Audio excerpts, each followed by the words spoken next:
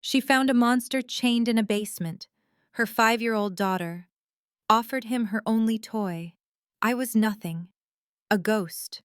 A former prostitute scrubbing blood off casino floors at 3 in the morning while rich men stepped over me like I was trash. They threw me away 5 years ago for the crime of getting pregnant. No hospital would help me. No one would hire me. I raised my daughter in a room with no heat, feeding her instant noodles, watching her play with a stuffed bear I pulled from the garbage. But that freezing night in 2024, my sick little girl wandered into the darkness beneath the Black Diamond Casino. She found a man in chains, beaten, bleeding, the most feared crime boss in all of Chicago. And instead of screaming, my 5-year-old daughter sat down beside him. What she did next? It started a war. It brought killers to our door. And it changed everything I ever believed about monsters and about love. This story will show you that your past does not define your worth. That hope can be found in the most broken people, and that sometimes the ones society throws away are the only ones who can save each other. If you've ever felt invisible, worthless, or forgotten by the world, stay with me until the end.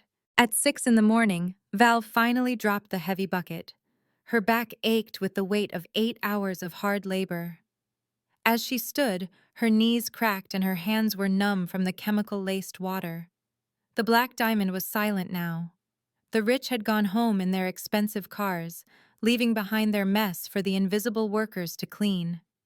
Val was one of those ghosts. She went to change out of her janitor's clothes. In the tiny staff room, she put on a thin coat she had bought 3 years ago. She left through the back alley, the only entrance someone like her was allowed to use.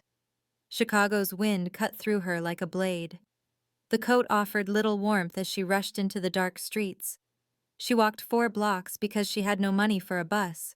She moved through alleys that smelled of garbage, where addicts huddled for warmth and rats ran without fear. This was the city's forgotten South Side, a place where the law never came. Val hurried past a group of men, her head down. She avoided all eye contact, making herself a shadow as she had learned to do. At last, she reached her crumbling apartment building. The concrete stairs were broken and the walls were covered in graffiti. She climbed to the 3rd floor and knocked on apartment 37. The door opened and Abuela Carmen stood there, her silver hair tied back neatly. Her eyes were warm. She was the only person who did not look at Val with scorn. A widow from Puerto Rico, she had lived in the building for over 40 years. 5 years earlier, a man named Rico Santino had thrown a pregnant Val into the street. She had collapsed right here, and Carmen saved her. Carmen helped her give birth to Mia because no hospital would help a girl with no money. They became a family, 2 abandoned women leaning on each other. Every night, Carmen watched Mia while Val went to work. In return, Val cleaned Carmen's apartment. No money was ever exchanged, only trust. The girl slept well, Carmen whispered, letting her inside. She said she missed her mommy. Val saw Mia curled on the sofa under a thin blanket. She sat beside her daughter and stroked her hair, her heart aching with both love and guilt. Mia was her only reason for living, but Val knew she was failing her. Their small room was never warm enough. Their meals were often just cheap noodles. Mia's only toy was a torn bear Val had found in the trash. "You should get some rest," Carmen said softly, touching Val's shoulder. Val nodded, lifting Mia into her arms.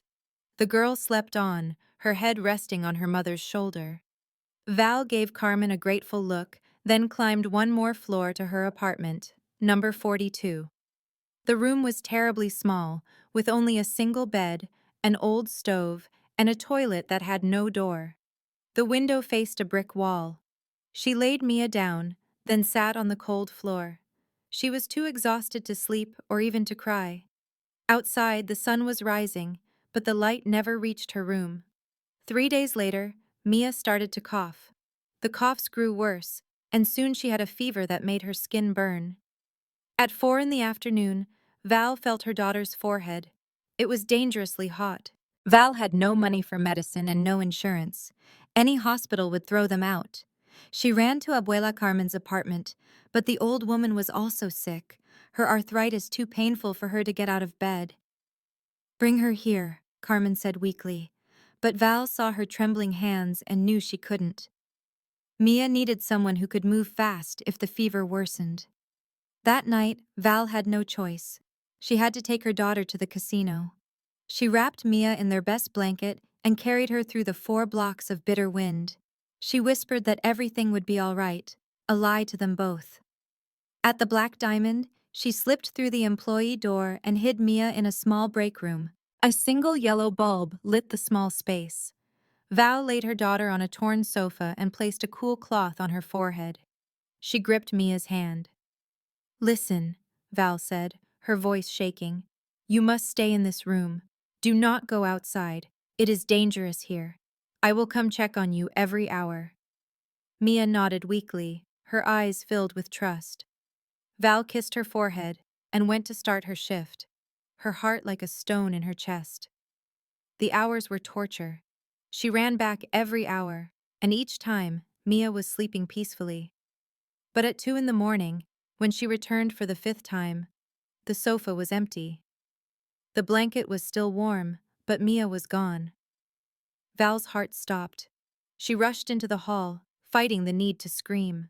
She checked the restrooms and the kitchen, but her daughter was nowhere. Mia had woken up at 1:30 in the morning, thirsty and afraid.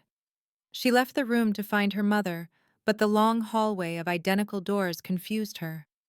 She turned one way, then another. The smell of smoke and alcohol was thick in the air.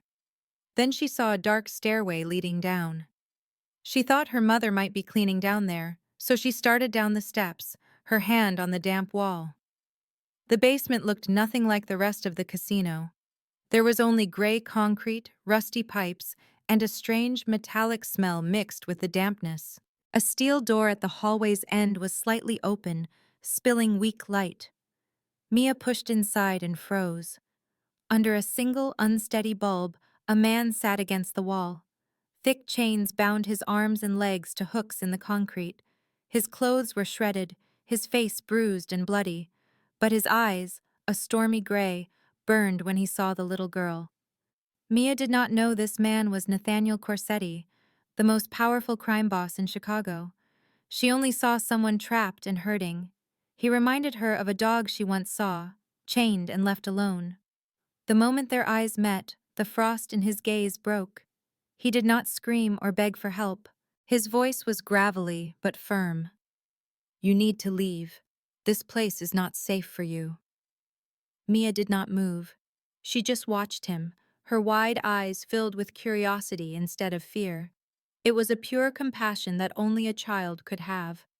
"Does it hurt?" she asked in a tiny voice. "Are you crying?" Nathaniel Corsetti, a man whose name terrified the city, was silenced by a 5-year-old girl. Before he could respond, the sound of heavy footsteps and cruel laughter echoed down the hall. Nate's eyes flashed with alarm. He looked from the door to Mia, his tone becoming sharp but steady. "Hide," he ordered, nodding toward a large wooden crate. "Go now. And do not make a sound until they are gone. Promise me." Mia nodded instantly, a skill learned from a hard life. She hid behind the crate, wrapping her arms around her legs, her heart pounding. The door slammed open. 2 guards came in, bringing the smell of cheap alcohol with them. One was lanky, the other stout. They both had guns and cruel smirks.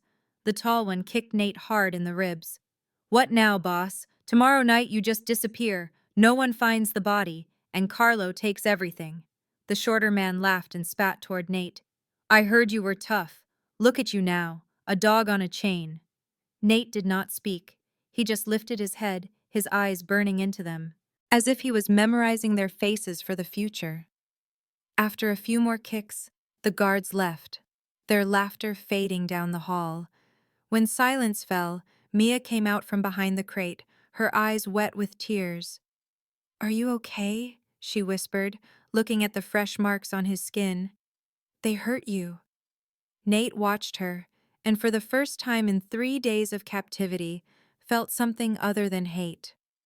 This little girl reminded him of his son, a 4-year-old boy who loved dinosaurs. The son he lost, along with his wife, in an explosion 3 years ago. It left a hole in his soul that never healed.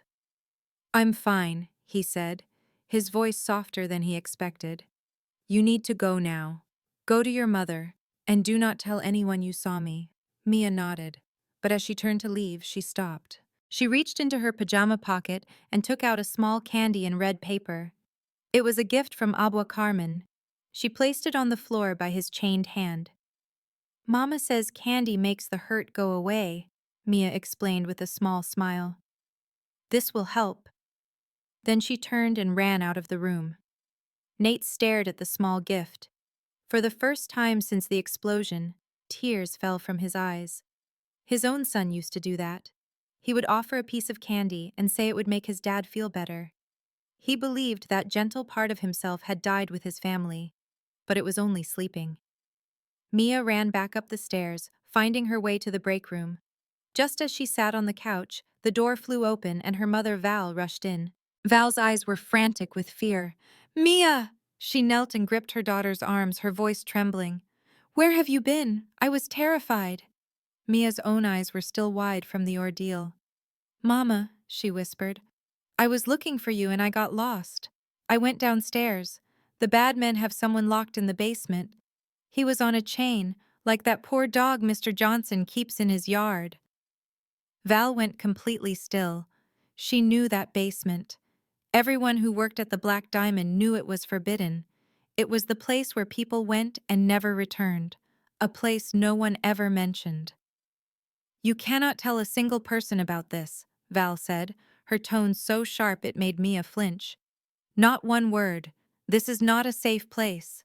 If they knew you were down there—" She could not finish the thought. "But Mama," Mia pleaded, tears welling in her eyes. "He's going to die. The bad men said he would disappear tomorrow night. They hit him, Mama. They kicked him." Val just wanted to take her daughter and flee this place, to forget everything she heard. But Mia's next words stopped her. "He protected me. He told me where to hide. Even with chains on, he was worried about me.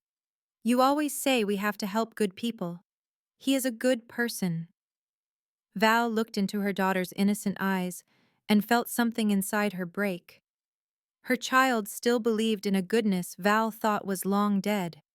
How could she explain that sometimes you had to stay silent to survive? That evening, after putting Mia to bed, Val returned to the casino, her thoughts in a storm. She walked toward the basement entrance, where Georgie, the old guard, sat reading a newspaper.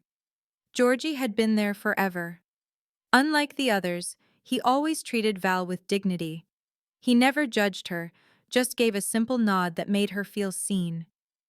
"Georgie," Val began, her voice so quiet she had to clear her throat and repeat herself. "The prisoner in the basement.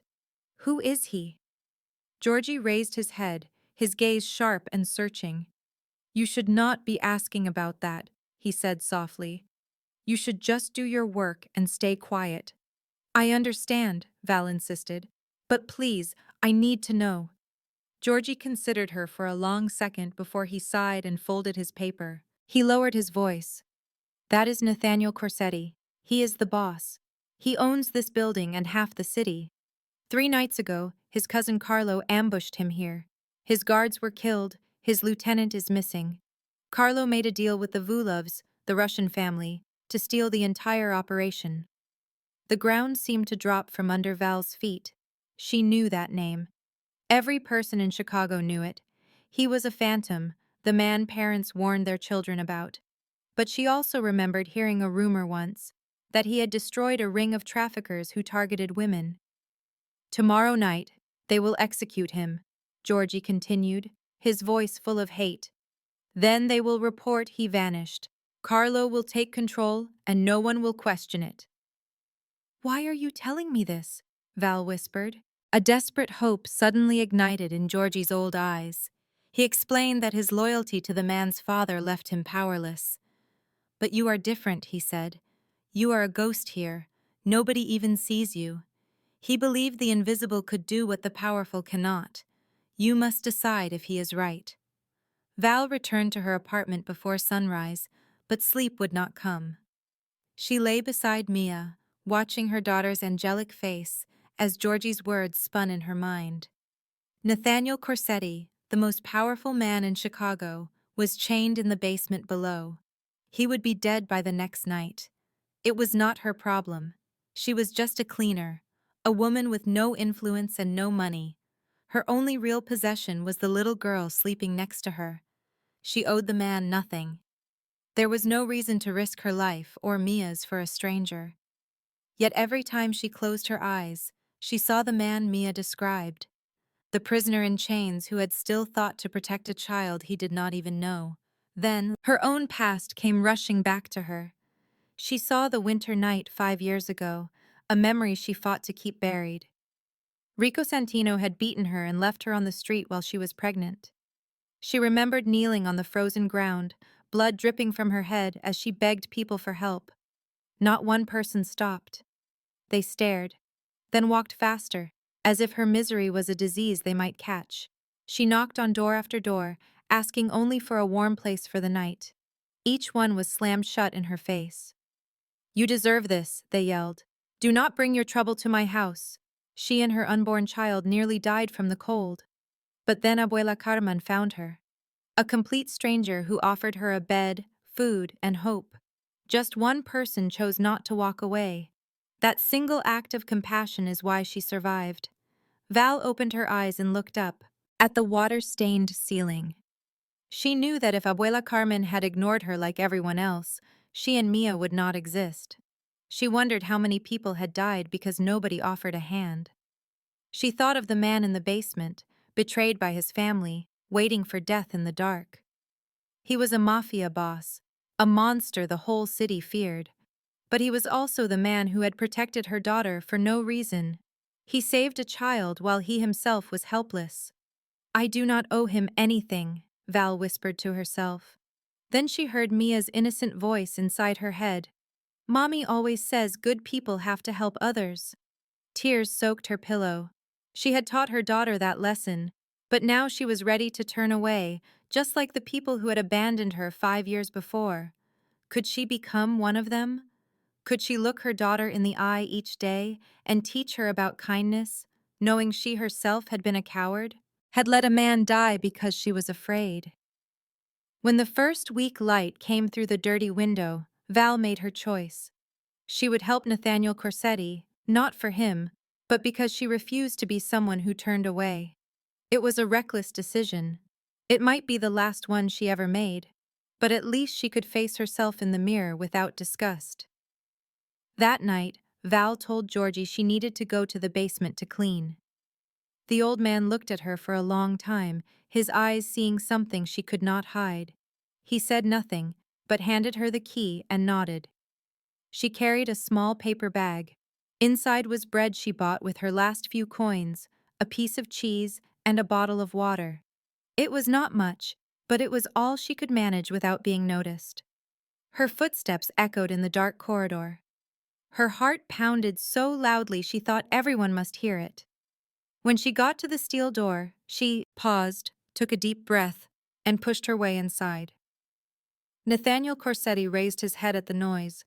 His gray eyes flashed in the dark like a trapped animal's. But when he saw it was not a guard, his expression changed to one of surprised curiosity. "You are the child's mother," he said. His voice was raw from days without water. Val froze, shocked that he knew. "How did you know?" "You have the same eyes as the girl," Nate answered, watching her intently. "And I saw you 3 nights ago when you walked past this room. You heard me make a sound, but you did not stop or look inside. You were afraid. People with that kind of fear usually have a lot to lose." Val stepped forward and placed the paper bag beside him. "My daughter said you protected her. I am here to repay that debt. Nothing more." Nate looked at the bag but did not reach for it. "Do you know who I am?" "Nathaniel Corsetti, the boss. The man who owns this casino and all of Chicago. Do you know what I have done to earn that title?" Nate's tone was not a boast or a threat. It was a test to see if she would run. How many people have I killed? How many families have I destroyed? Do you know about these things? Val did not move back. Her dark eyes met his gray ones. I do not care if you are a saint or a devil. You protected my child when you did not have to. You were in chains, waiting to die. For me, that is all that matters. A long silence passed between them. It was heavy, but not tense. Finally, Nate leaned forward. His chained hand trembled as he took the water. He drank like a man who was dying of thirst. He ate the bread slowly, as if memorizing the taste of being alive. Tomorrow night, they will kill me, he said when he was finished. I know. You cannot save me. You will die too if they discover you. I know. Then, why are you here? Val sat down on the cold concrete floor across from him. She was not bothered by the dirt or the dried blood. Because no one saved me when I needed it, she said, her voice quiet but strong. It was not self-pity, just the plain truth. 5 years ago, I was beaten and left on the street in winter. I was pregnant and bleeding. I begged people to help me, but they acted like I was not there. They slammed their doors in my face. I almost died that night, along with my baby. She paused for a moment. Only one person stopped. An old woman who saved me, even though she knew nothing about me. Just one person, and that is why I am alive today. Nate looked at her, and the coldness in his gray eyes was gone. They were filled with a deep wound, as if he recognized himself in her story.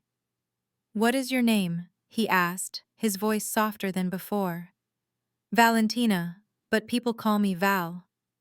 Valentina, he repeated, as if carving the name into his mind. A beautiful name.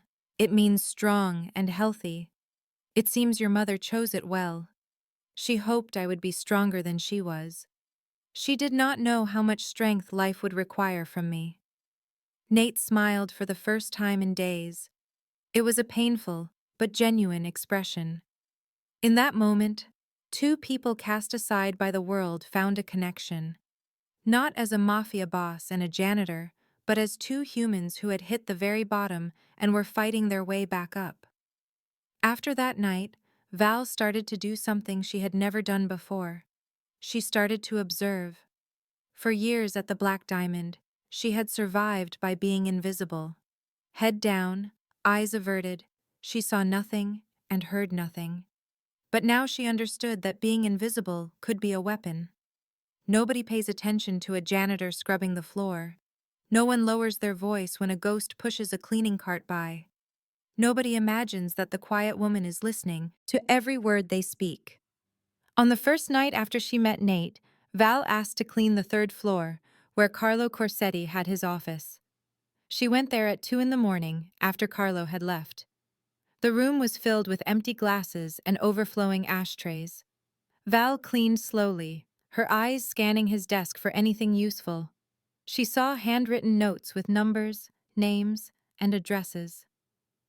She did not understand what it all meant, but she took out her old phone, the one she had bought for $20, and photographed everything. Her hands were shaking as she took the pictures, but she did not stop. The second night, she discovered something even more important. Carlo was having a meeting in VIP room 7, a room Val normally cleaned. She got there early and hid inside the cleaning supply cabinet. There was a thin crack in the door, just wide enough for her to see through. She waited in the dark for nearly an hour. She stood in the suffocating dark. The chemical smells stung her nostrils, and her legs were numb, but she dared not move. Then the men arrived. Carlo Corsetti came in with two others Val did not recognize. They spoke with thick Russian accents, and she knew immediately they worked for Dmitry Vulov. Georgie had told her about the Russian boss. Carlo's voice was cold as he spoke. Tomorrow night, Corsetti dies. He said it like he was talking about the weather, not his cousin's murder. We take him to the South Warehouse, make it look like a fire. No body, no evidence. One of the Russians grunted. And after? He asked. After I take the Corsetti Empire, Carlo said. Vulov gets the weapons trade. The rest is mine. That was our deal. Do not get greedy. The other Russian spoke, his voice a threat. Volkov needs to know Nathaniel is gone for good. He did business with him for 10 years. No surprises. Carlo snarled. He will be dead. I have waited for this. For years, he continued. That bastard got everything, while I, his older cousin, got nothing. My father served the family his whole life and died with empty pockets. Nathaniel sat on a throne. It is time for a change. Val's hands shook so badly, she almost dropped her phone as she hit record. She captured every word, every chilling laugh, and every detail of the plot to kill Nate. They planned the time and the place. They listed who would be there. They described how they would burn the warehouse to destroy the proof. Then they would announce Nathaniel was missing on a business trip, leaving Carlo to take power. The meeting went on for nearly an hour. When they finally left, Val stayed hidden for another 10 minutes, barely breathing. She finally stepped out, her legs weak and her clothes soaked in sweat. But in her hand, she held the one thing that could change everything: a weapon. Later that night, at 4 in the morning, she went to the basement to see Nate. She brought him bread and water, just like always. But this time, she carried something more. Kneeling beside him, she played the recording. In the cold dark of the cell, Carlo Corsetti's voice filled the air, outlining the merciless plan to kill his own family. Nate listened. His gray eyes did not fill with despair. They filled with something far more dangerous. It was the rage of a cornered animal that had finally seen its attacker. When the recording stopped, he looked at Val. She no longer saw a prisoner waiting to die. She saw a boss, calculating his revenge. Nate told her what he needed. Alio Vargas, my bodyguard. They shot him 3 times. I do not know if he is alive, but if he is, he knows who is still loyal. You must find Theodore Walsh, my lawyer. If anyone can help, it is Theo. Val just looked at him. She wondered how a simple janitor could possibly find a wanted bodyguard and a high-powered lawyer. But she did not ask. She only nodded. In her world, you did not wait for help. You made your own way. The next day, Val started using contacts from a life she thought she had left behind. She had worked for 3 years at Rico Santino's nightclub, where she met all kinds of men. Drunk men who shared secrets, arrogant men who bragged to feel important, men who owed her for keeping their secrets safe. She went to one of them, an information dealer named Mickey. He knew everything that happened in Chicago's underworld. Mickey was shocked to see her. He thought she was dead. I need to find Alio Vargas, Val said, her voice firm. She was not the scared girl he once knew. I do not know, Mickey lied, his eyes shifting away. Yes, you do, Val insisted. And you will tell me, because you owe me. Remember that night you were drunk? You told me about your deal with the Vulovs. If word gets out, how long would you last? Mickey turned pale. 5 minutes later, Val had an address. Alio was in an abandoned hospital on the west side, being cared for by a former prostitute. Val found him on a broken bed, his chest covered in bloody bandages. He was pale, but his eyes burned with life when he heard Nate was alive. Alio, the tough man who had protected Nate for years, began to cry. Tears streamed down his scarred face. I thought he was dead, he whispered, his voice cracking. I thought I failed him. Alio gave Val the phone number and office address for Theodore Walsh. He also gave her a list of loyal men hiding throughout the city and the locations of secret safe houses. Val memorized it all. She left him the food and medicine she bought with her last few dollars. Finding Theodore Walsh was much harder. He was a famous lawyer with an office in a wealthy part of downtown. A place like that would throw someone like Val out immediately, so she waited. She stood outside his building in the freezing cold for 4 hours. Finally, at 9 at night, he came out alone. Mr. Walsh, she said, stepping from the shadows. He jumped, his hand moving inside his coat. Who are you? What do you want? Val spoke quickly. I come from Nathaniel Corsetti. He is alive. He needs you. Theo's eyes went wide. He looked around nervously, then pulled her into a dark alley. What are you talking about? Nate is alive? How do you know? Val played the recording of Carlo and the Russians. Theo's face went from shock to horror to pure rage. When it was over, he stood silent for a moment, his hands clenched into tight fists.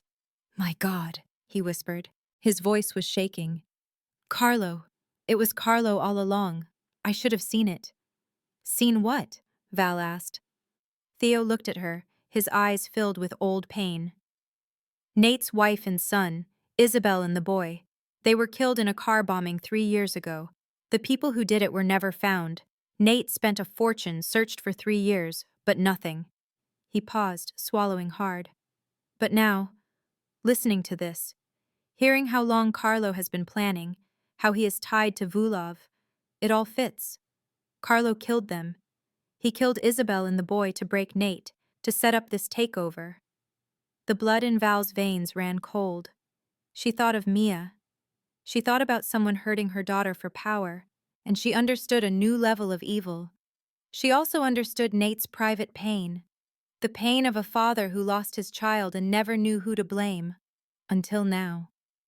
That night, Val did not know how to deliver the news. How do you tell a man his own cousin murdered his wife and son? She sat across from Nate and saw a small spark of hope in his gray eyes. He thought she was bringing good news about his escape, but Val was bringing the truth, and the truth can be worse than death. I found Alio, she started, her voice soft. He is alive, badly hurt, but alive. I also found Theodore Walsh. Nate nodded, his eyes brightened. Good, very good. With them, we can… Val cut him off. There is one more thing. Nate stopped, sensing the darkness in her tone. What is it? Val took a slow breath. Theo told me about your wife and your son, the car bomb 3 years ago. Nate became perfectly still. His eyes turned dark, like a coming storm. He said nothing, but his entire body went tense. Theo said you never found the killer, Val went on, her voice shaking a little. But now, after what I heard in Carlo's meeting, how long he has been planning this with Vulov. She did not have to finish. Nate understood. She watched the truth hit him like a bullet. She saw all the pieces click into place in his mind, creating a picture of pure horror. Carlo, Nate whispered.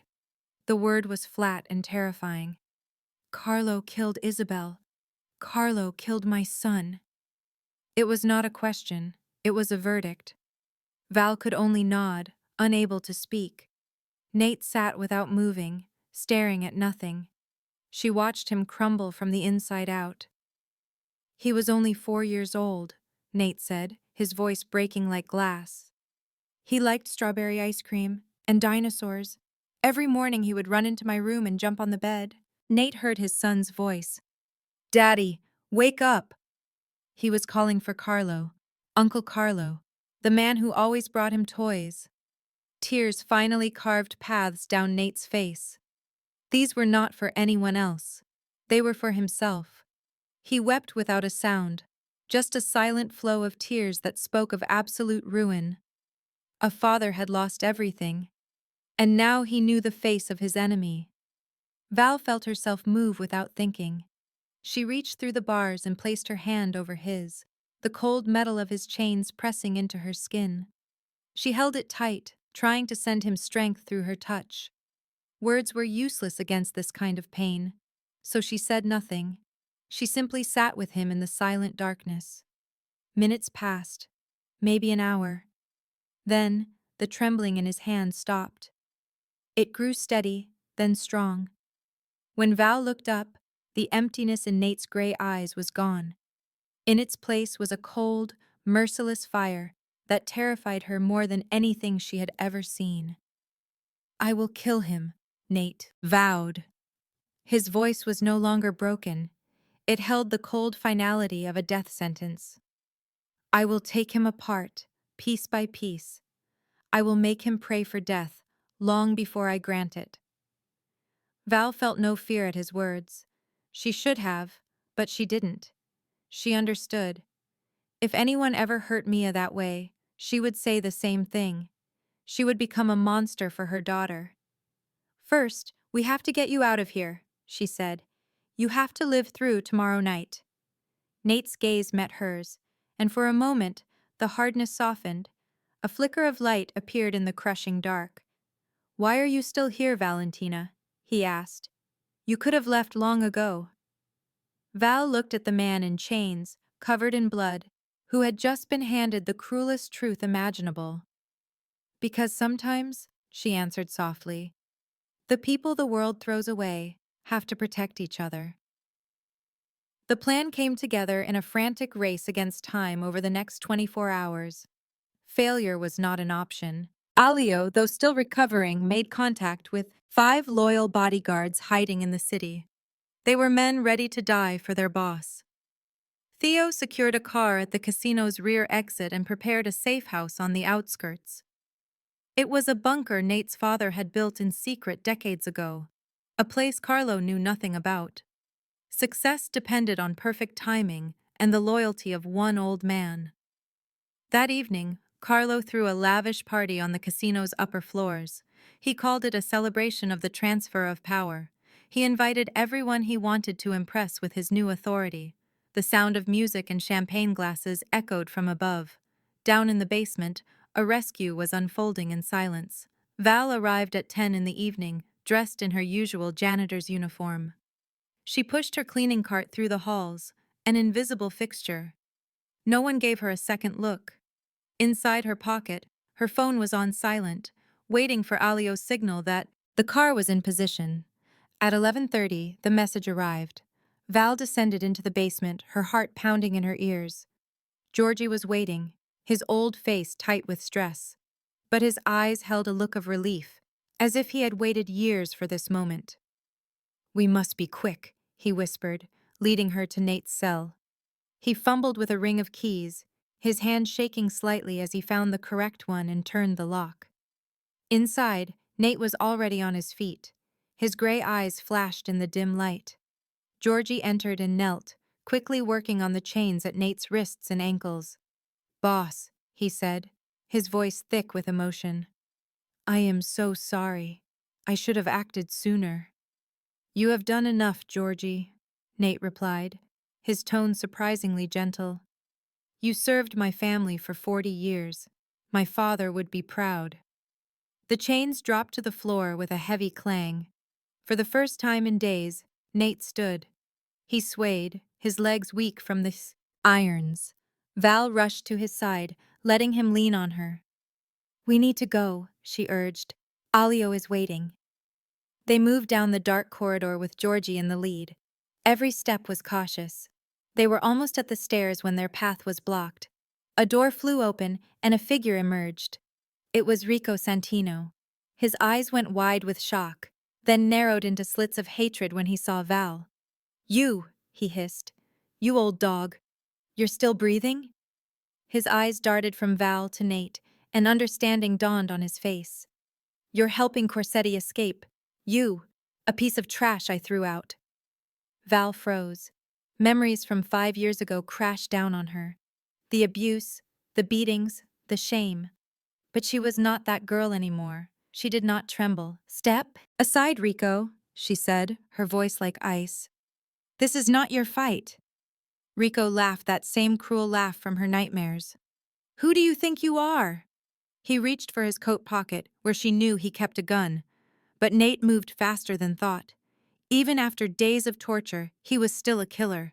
He lunged, his hand clamping around Rico's throat, while his other hand ripped the gun away. Rico choked, his eyes bulging.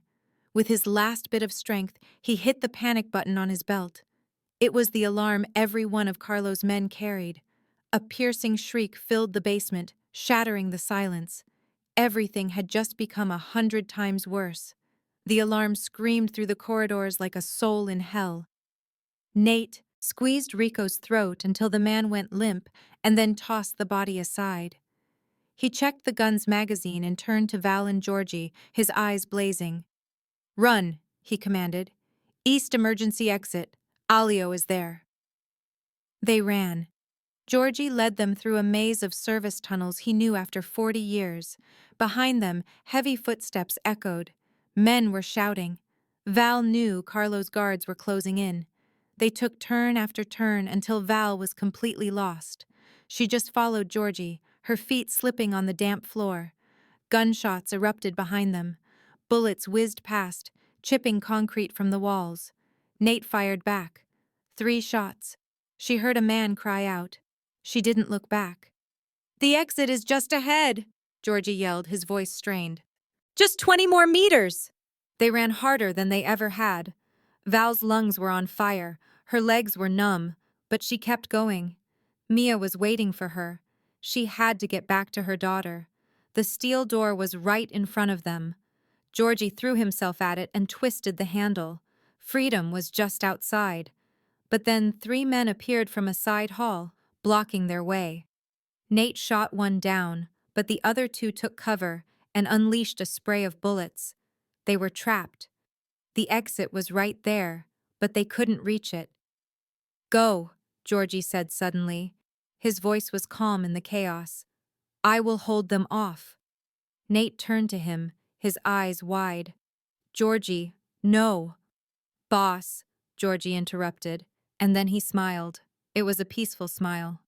"I am old. I have lived my life. You have an empire to reclaim, and enemies to punish." He glanced at Val, his smile warming. "And you have people who need you." Before Nate could object, Georgie ran out from cover, screaming to draw their attention. "Go now!" he yelled. This time, Nate listened. He grabbed Val's arm and pulled her through the exit. They burst out of the steel door just as another round of gunfire echoed from behind them. Val fought to look back, desperate to see Georgie, but Nate would not let her. He pulled her down a dark alley where a black SUV waited with its engine running. Alio sat in the driver's seat, his face pale from his own recent injuries, but his eyes lit up when he saw Nate. He yelled, "Boss!" and threw open the door. They scrambled inside, and Alio stomped on the gas. The vehicle launched into the night like a missile. Behind them, the sounds of gunfire and alarms from the casino grew faint. Val slumped in the back, trying to catch her breath, her skin clammy with cold sweat. She felt her hand clutching Nate's, or maybe his was clutching hers. She could not tell. The streetlights blurred into streaks of light as she stared out the window. She could only think of Georgie, the old man who died so they could escape. "Georgie," she whispered, her voice cracking. Nate said nothing, but she felt his grip tighten on her hand. When she looked over, she saw his gray eyes shining in the dim light. "He was the last man loyal to my father," Nate said, his voice low and full of pain. "He served our family for 40 years. He died with a smile because he kept his promise." A heavy silence filled the car, thick with grief. Val had no words. She simply held Nate's hand, a small gesture to show he was not alone. Alio navigated the dark Chicago streets, heading for the city limits and a safe house where they could regroup. But Val's mind was somewhere else. She thought of Mia, her little girl at home with Abua Carmen. She knew she had to get back to her daughter immediately. "Mia," she said with sudden urgency. "My daughter. I have to go to her." Nate looked at her and gave a single nod. "Alio, take her there first." The car screeched to a halt in front of the old apartment building on the south side. Val was out before it completely stopped moving. She ran through the entrance, past the lock that had been broken for years, and took the stairs 2 at a time. Her heart hammered against her ribs, threatening to break free. Something was terribly wrong. She knew it deep in her bones, a mother's instinct that needed no proof. On the 3rd floor, she stopped cold in front of apartment number 37. The door was smashed open. Its hinges were torn from the frame, and shattered wood littered the floor. "No," she breathed, her voice a fragile whisper. "No, no, no." She burst into the apartment, and her entire world fell away. The small home was destroyed. Furniture was flipped over, and possessions were scattered everywhere. Abua Carmen was on the floor, perfectly still. Blood trickled from a long gash on her forehead, turning her gray hair crimson. Val fell to her knees beside the woman, her hands shaking as she searched for a pulse. She was alive, but Mia was gone. Val scrambled through the apartment, screaming her daughter's name, her voice rising with panic. Mia! Mia, where are you? But there was no reply. There was only a dreadful silence and the sharp metallic smell of blood. Nate entered with Alio right behind him. They both froze at the scene. Nate's gray eyes scanned the room like a predator hunting for a threat. His gaze landed on a small table near the window. A piece of paper was placed there, set out so it would not be missed. He crossed the room, picked it up, and his expression hardened as he read. Val, he said, his voice strained. Val rushed to him and took the paper. She read the words, and each one felt like a bullet entering her heart. If you want the girl, trade Corsetti's life. Southern Warehouse, 12 midnight tomorrow. Come alone. Vulov. The note slipped from Val's fingers and drifted to the floor. She stood frozen, unable to breathe or think. Mia, her daughter, the 5-year-old girl who was her entire life, was in the hands of a monster. Vulov was a man who killed without hesitation, a Russian mob boss known for torturing his victims. Val's knees gave out and she collapsed. A raw scream tore from deep inside her. It was the sound of a mother who had lost everything. Mia, my baby. They took my baby. Tears streamed down her face as her body shook with violent sobs. She screamed until her voice gave out, leaving only choked, ragged breaths.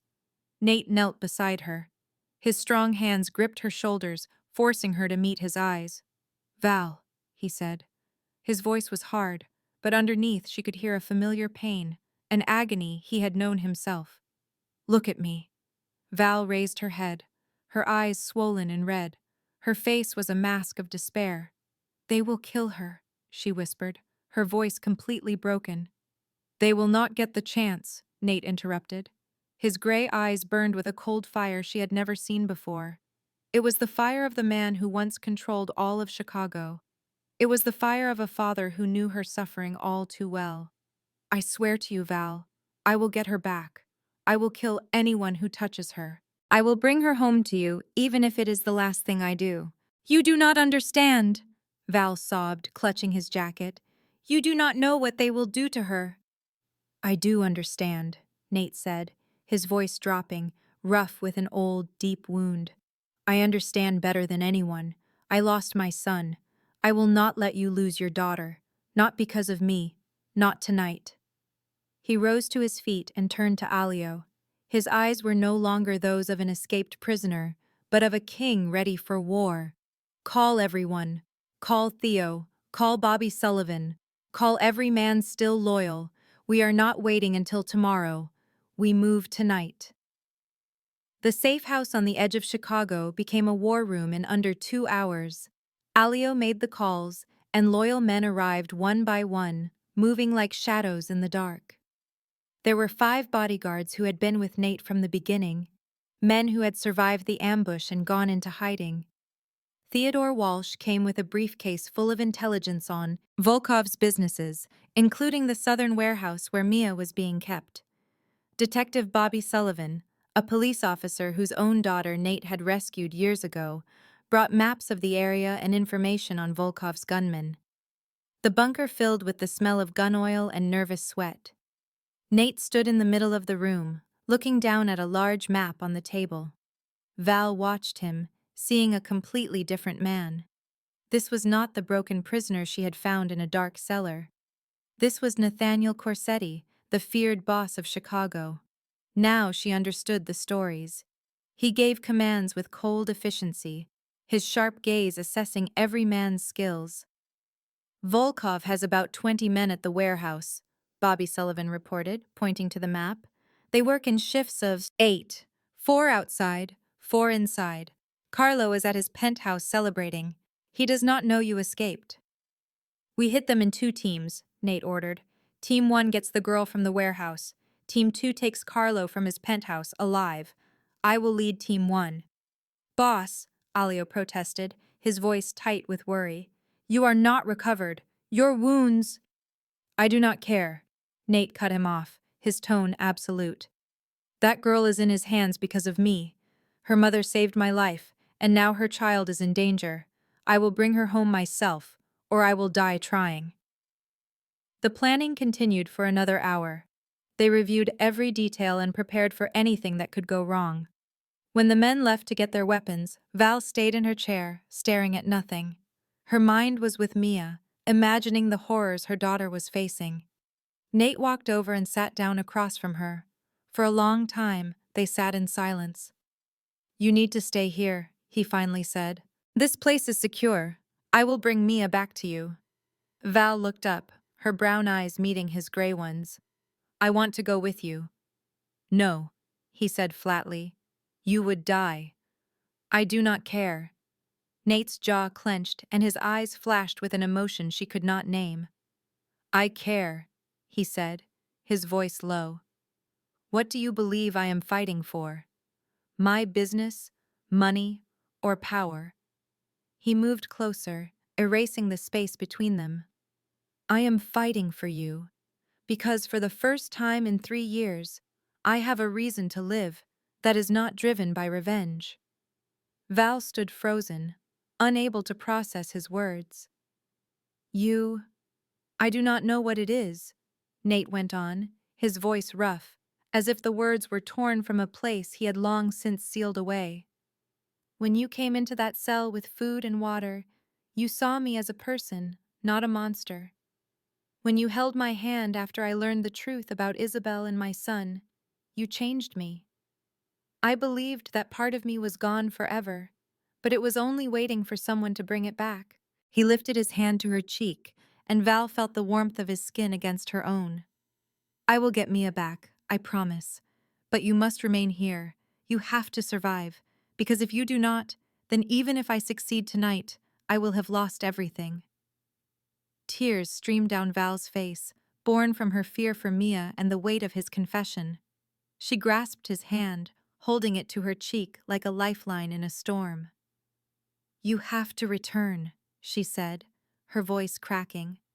Do you understand me? You must bring Mia home, and you have to come back with her. You are not allowed to die. A genuine smile touched Nate's lips, the first she had ever seen without pain or bitterness. It was a gentle, warm smile that made her heart ache. I will try, he said, for you. Then he turned and rejoined his men. Val watched him leave, praying to any god who was listening that it would not be the last time she ever saw him. The southern warehouse was a huge brick building at the edge of a deserted industrial park. Its windows were shattered, and weeds choked the surrounding ground. The night was moonless, with a deep darkness covering everything. It was the perfect cover. Nate's team approached from 3 sides, moving like shadows. They took out the outer guards silently, preventing any alarm. Nate led the main assault, weapon ready, his predator's eyes scanning the darkness. He had stormed countless enemy bases before, and always walked away. But this was different. This was not about business. It was for a 5-year-old girl who offered him candy when he was chained to a wall, and for the woman who had saved him when everyone else had abandoned him. They burst through a rear door, and the warehouse erupted in gunfire. Shouts and the sound of boots filled the air as bullets tore into metal and men. Nate fired with lethal precision, moving through the maze of rusted shelves and old containers. He was a storm of destruction. Alio covered his flank, fighting fiercely despite his recent injury. They advanced deeper, leaving a trail of bodies and blood on the concrete floor. Finally, they reached the main chamber. It was a vast, open space where Dmitry Vulov stood with a cruel smile. He was a man in his 50s, with short silver hair and a scarred face. One of his men held Mia, a knife pressed against her small throat. The girl was trembling with silent tears, as if she knew screaming would not help. Corsetti, Vulov said, his voice thick with a Russian accent. You are earlier than I expected. I thought our meeting was tomorrow. The girl can be anywhere, as long as you release her, Nate replied, his voice like ice. His eyes were fixed on Mia and the blade at her neck. Mia saw him then, and her eyes filled with a fragile hope. "Uncle Candy," she whispered, her voice shaking but no longer lost to fear. The name tightened Nate's chest, bringing back memories of his own son. A 4-year-old boy who used silly names just like that. A child now gone because of betrayal. He refused to let it happen again. "What is your price?" Nate asked, his gaze locked on Vulov as he planned his next move. "Your life," Volkov laughed. "You exchange your life for the child. A fair trade. The boss for a worthless girl." Nate gave a slow nod, as if considering the offer. "Fine, let her go. Your weapon first." Nate placed his gun on the floor and raised his hands. Vulov motioned for his men to advance. At that exact instant, a single gunshot came from a broken window high above. Alio, positioned as a sniper while Nate created a distraction, had fired a perfect shot. The bullet struck the man holding Mia, and chaos exploded. Nate threw himself at Mia, wrapping her in his arms and turning his back to the danger. Bullets hammered the air around them. A round ripped through his shoulder, the pain a hot flash of agony. He ignored it. Clutching the trembling child, he rolled them both behind a steel container as gunfire tore the room apart. The battle was savage. Nate's crew suffered immediate losses. 2 of his men were cut down in the first moments, but no one fell back. Volkov's soldiers dropped one by one. The team seized new positions, reclaiming ground until only Vulov was left. He was slumped against a wall, his legs shattered, holding an empty weapon. Nate approached him, blood streaming down his arm from his shoulder, his gray eyes steady. "You know what comes next," Vulov sneered, defiant even as death stood over him. "Carlo will." "I will see Carlo after I am finished with you," Nate interrupted. He lifted his pistol and, without saying more, fired. Volkov's body convulsed once before his head fell to the side. His eyes stared, empty, at the warehouse ceiling. Nate turned and walked back to where Mia was huddled behind the container. Her wide eyes were a mixture of pure terror and absolute trust. He knelt and gently gathered her into his arms. Mia locked her arms around his neck and began to sob. "Uncle Candy," she wept. "I was so scared. I want my mommy." "I know," Nate murmured, his voice so soft it was hard to believe he was the same man who just executed Vulov. "I am taking you to her now. I promise." As Nate's team assaulted the warehouse, a second unit stormed Carlo's penthouse, capturing him easily. Carlo was drunk, in the middle of a celebration. He was unconscious and restrained before he even knew what was happening. He now knelt on the cold concrete floor of a secure bunker.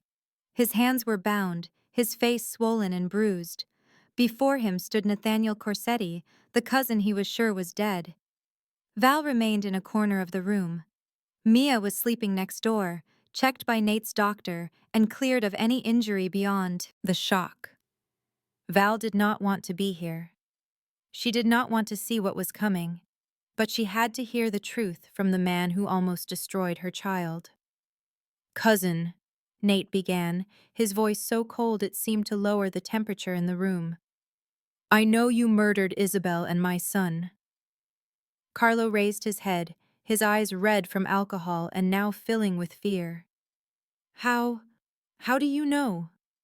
"Her," Nate said, gesturing to Val, the woman his entire organization had dismissed as worthless. "She discovered everything when no one else could." Carlo stared at Val with pure hatred. "That piece of—" A gunshot roared, the bullet tearing through Carlo's knee. Bone and flesh exploded outward. He shrieked and collapsed. "Never call her that," Nate said, his gun still smoking. "The next one goes in your other knee. After that, what is between your legs? I will keep going until there is nothing left of you." Carlo twisted on the ground, a ruined man crying and bleeding. He had once imagined he would control all of Chicago. Okay, okay, he screamed, his voice broken by agony. I will talk. I will tell you everything. And he did. He confessed to hating Nate for years, jealous that Nate was the heir while he, the older cousin, was given nothing. He explained how he contacted Volkov 5 years ago, creating the plan to usurp the throne. He described the car bombing 3 years prior, how he paid men to place the device in Isabel's car. He admitted to watching from a safe distance as it detonated, killing Nate's wife and his son. I did not think the boy would be in the car, Carlo cried, as if that made a difference. I just wanted your wife dead. I wanted to break you, to make you weak. I did not know you were taking him to school. Nate stood perfectly still, his gray eyes fixed on Carlo. Val could see Nate's hand trembling, not from weakness, but from the effort of containing a rage that could set the world on fire. My son was 4 years old, Nate stated, his voice chillingly calm. He called you uncle, Carlo. He loved the toys you brought him.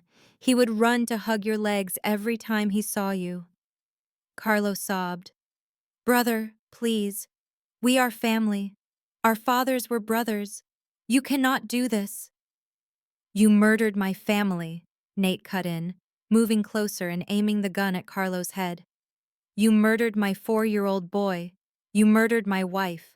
You left me in a living hell for 3 years, hunting for a ghost. Do you think blood means anything now? Carlo pleaded and begged. Nate did not listen. He just looked down at the man who had shattered his life. His gray eyes held no mercy, only the cold finality of underworld justice. My son, Nate said, his voice like stone. His name was Marcus. You were the uncle he trusted, buying him gifts while you plotted to murder his mother. He wanted to be an astronaut. Now he will never grow up. He pulled the trigger. The shot echoed in the bunker, followed by absolute silence. Carlo Corsetti was motionless on the floor, a pool of blood spreading from the hole in his forehead. His eyes were open in a final look of terror. Val watched from the corner. She felt no fear. She understood. In their world, this was the only kind of justice available. 3 months passed. Chicago settled back into its rhythm, at least on the surface. Nathaniel Corsetti was fully in control, the Corsetti empire stronger than before. He purged the traitors, and the loyal learned the cost of betrayal. He changed the organization, shutting down the clubs Rico Santino had run and ending all involvement in human trafficking, an enterprise he had always hated. He moved money into legitimate businesses. People whispered that the boss had changed, that his brush with death had softened him. Val knew it was more complex. Nate was still ruthless when he had to be, still able to kill to protect his own. But he was also the man who carried Mia all the way home from that bloody warehouse, the man who swore to protect them both. Val and Mia now lived in a secure apartment far from the South Side slums. The 2-bedroom unit was clean, with big windows overlooking a park. The heat worked, and the fridge was always full. It was paradise compared to their old life. But Val refused Nate's offer to move into his mansion. I do not need your money, she told him one evening. I need to be independent. I have relied on men my whole life. I do not want Mia to think a woman needs a man to survive. Nate did not argue. He simply nodded, showing her a respect she had never known. Instead, he helped her establish a small bakery on a quiet street corner. He did not give her the money. He loaned it to her with 0 interest and no due date. He told her it was clean work, something she could be proud of, something Mia could talk about when she was older. She called the bakery Mia's kitchen. Val worked from dawn until dusk. She kneaded dough, baked bread, and served every customer with a smile she thought she had lost. Her hands were no longer burned by harsh chemicals. They were covered in flour and sugar. Sweetness had replaced the bitterness in her life. Mia went to a good school. She had friends and toys, a life Val never imagined she could provide. But a gap remained between Val and Nate. They both felt it, but neither would cross it. Nate visited often. He played with Mia and taught her how to read, just as he promised.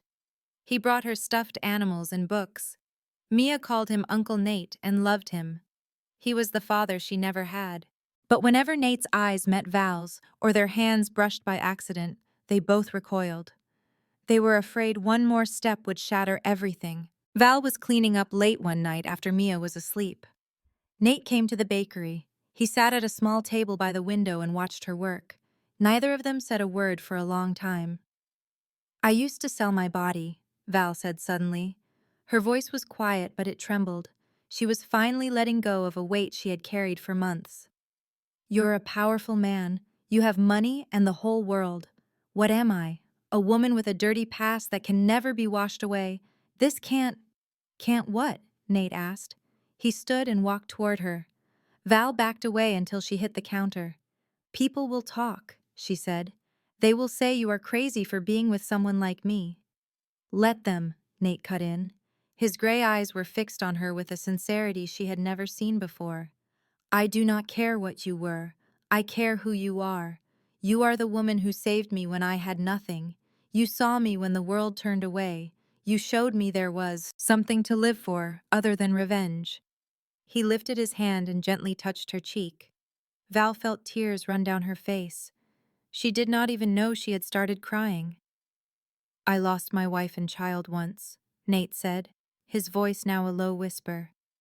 "I will not lose you and Mia because of what people think, or because of the fear you carry, or because of a past that was never your fault." Val looked at him.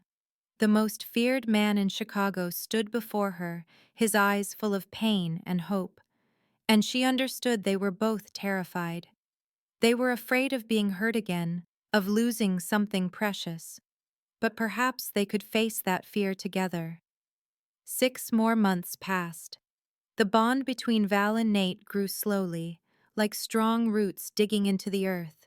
They did not rush it. They let things happen naturally. Nate came to the bakery every evening. He helped Val clean, and then they would sit and drink coffee and talk. Sometimes they spoke of serious matters, other times about the simple, small moments of the day. He ate dinner with Val and Mia at least 3 times a week. He learned to make the simple meals Mia enjoyed. He learned to read her fairy tales, using different voices for every character just to hear her laugh. Mia called him Uncle Nate and loved him as a father. One night, as Val tucked her in, the little girl asked a question that made Val's heart ache. "Mom, can Uncle Nate be my dad?" Val did not know what to say. She just hugged her daughter tightly and promised to talk to him, though she had no idea what words to use. But Nate already had his own plan. It was late May, and the Chicago air was growing warm. He came to get Val after the bakery closed. He was not in his usual black SUV. He arrived in a long, polished limousine. "Where are we going?" Val asked, stunned. "There is a place I want you to see," Nate said, opening the door for her. "A place I have never shown anyone." They drove across the city, past streets she knew and into neighborhoods she had never seen, until the car stopped before a massive downtown skyscraper. It was one of the tallest buildings in Chicago. Nate led her through the grand lobby to a private elevator. It went straight to the top floor. From there, they climbed a narrow flight of stairs to the roof. When the metal door swung open, Val gasped. The whole of Chicago spread out beneath them. Millions of lights glittered like fallen stars. Lake Michigan mirrored the moon on the horizon. A soft breeze carried the first scent of summer. Nate walked to the very edge of the roof and looked down at the city. Val saw his shoulders tighten. He seemed to be preparing to say something very difficult. "This is my darkest place," he said, his voice quiet and far away. 3 years ago, after Isabel and Marcus died, I came here. I stood right in this spot, looking down, thinking one more step would end it all." Val's heart stopped. She moved to his side. She stood close, not speaking, just listening. "I stood here for hours," Nate went on. "I thought about jumping. I thought about ending everything. But I stepped back. Not because I wanted to live. I had to find the people who killed my family. Revenge was the only thing that kept me alive." He turned to face Val, his gray eyes shining in the moonlight. But you gave me another reason. A much better one. Val felt tears fill her eyes. Words were trapped in her throat. Nate reached into his jacket, pulled out a small black velvet box, and knelt before her. Val's heart pounded. Her knees felt weak. She could not believe this was happening. Valentina Mendez, Nate said, opening the box. Inside was a simple silver ring with a small rose engraved on it. It was not a diamond or a flashy gem.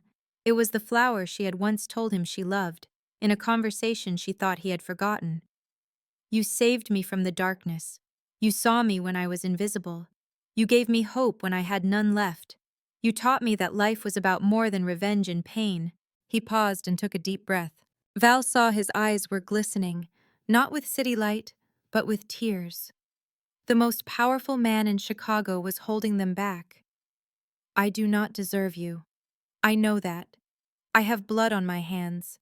I have a dark past and a dark soul. But I want to spend my life trying to be worthy of you. I want to wake up with you beside me. I want to watch Mia grow up and hear her call me Dad. I want to build a family with you. A real one. Built on love, not power or money. He looked directly into her eyes, his voice shaking but honest. Valentina, will you marry me? Tears streamed freely down Val's face. She looked at the man on one knee before her. The city saw a monster, but he had been kinder to her and her daughter than anyone else. He had almost died for her. He had killed to save Mia. Yes, she whispered, her voice filled with joy. Yes, I will. Nate stood up. He slid the ring onto her finger. Then he kissed her, on the roof of the tallest building in Chicago, under a sky full of stars. Two people the world had cast aside had finally found each other in the darkness. Together, they chose to walk into the light. Their wedding was not in a grand cathedral or a five-star hotel. It was held in St. Michael's, a small church on the south side. Father Patrick Brennan officiated.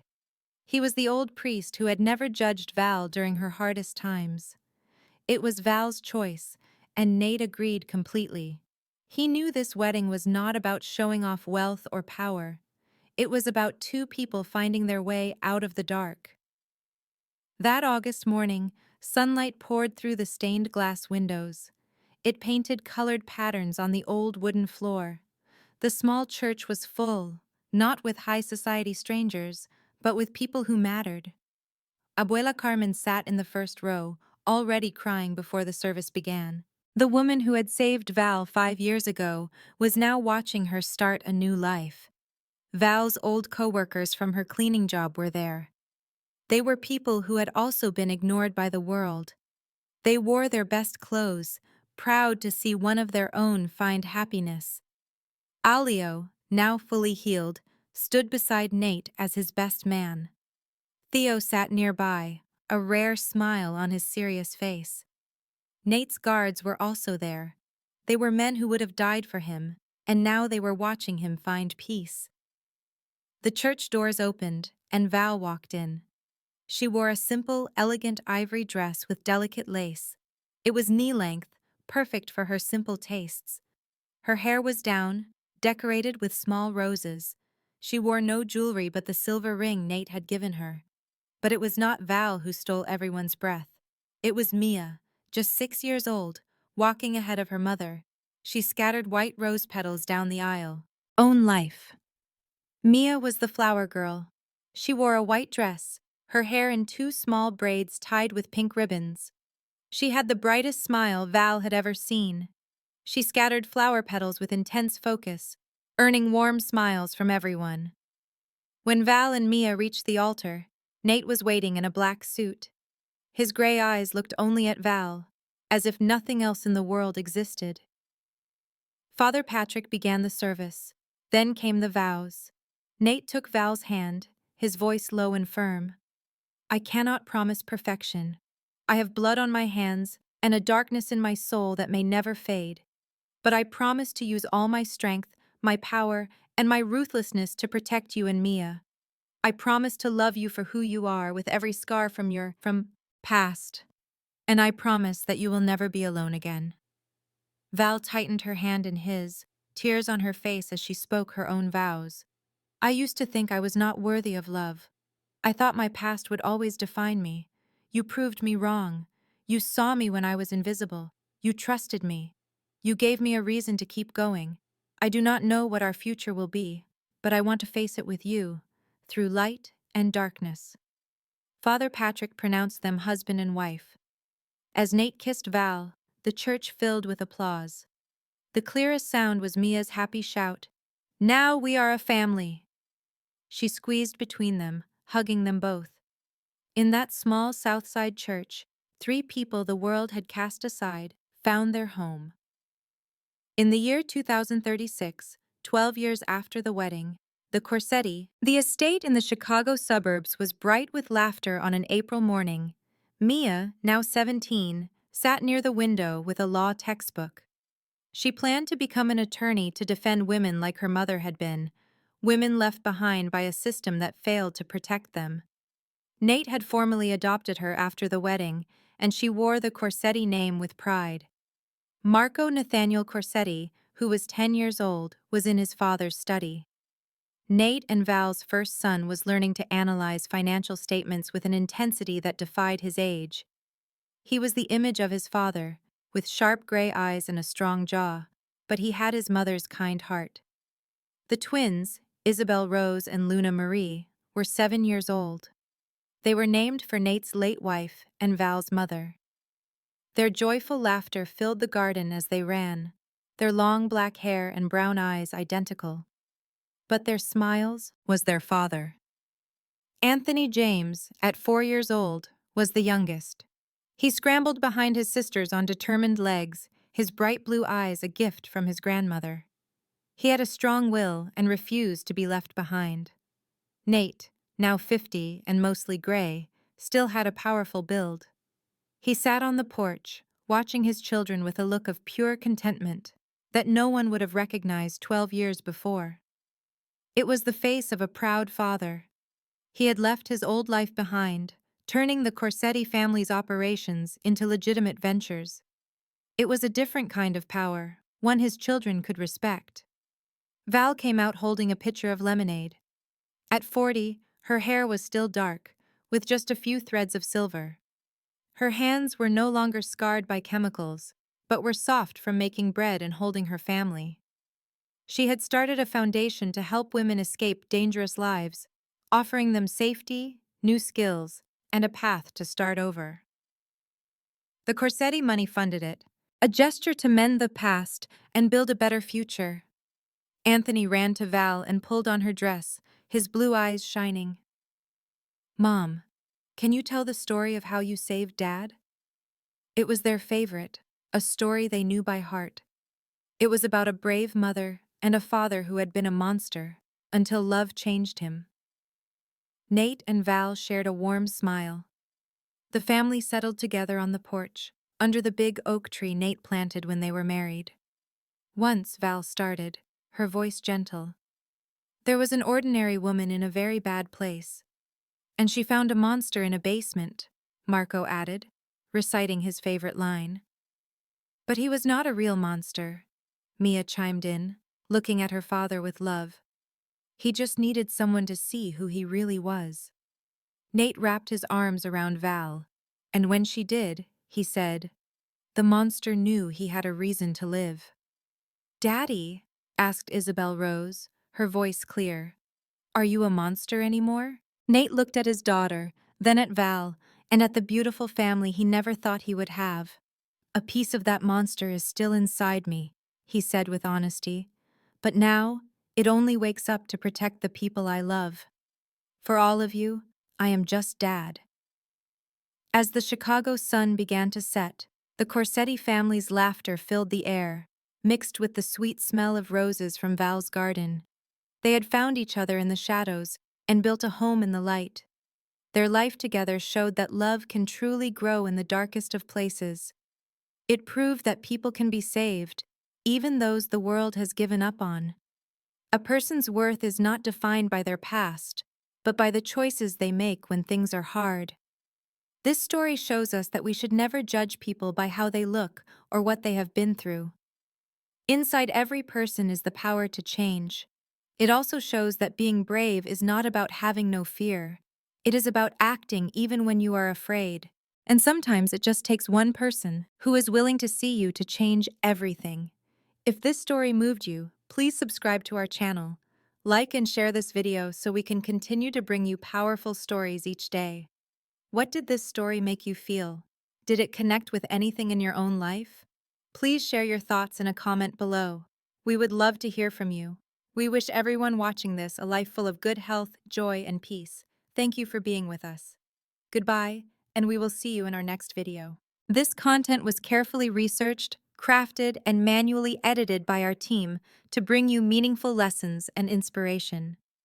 Every story we share is designed to touch your heart and remind you of your own strength. Thank you for being part of our community.